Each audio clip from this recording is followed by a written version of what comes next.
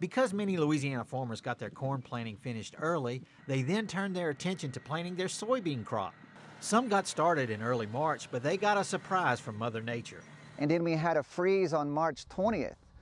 After the freeze, we went and scouted some fields.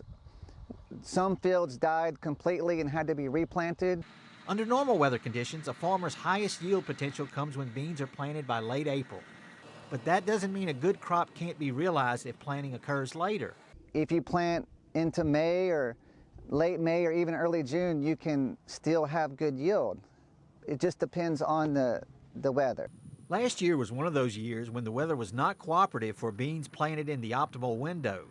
When those beans were ready for harvest in August, persistent rains ruined or reduced the quality of the crop. With consideration to last year, I think producers, have that in the back of their mind, and maybe they aren't as troubled to have a later planting date. While input costs have come down, making planting this year's crop slightly less expensive, there are some dark clouds forming for farmers.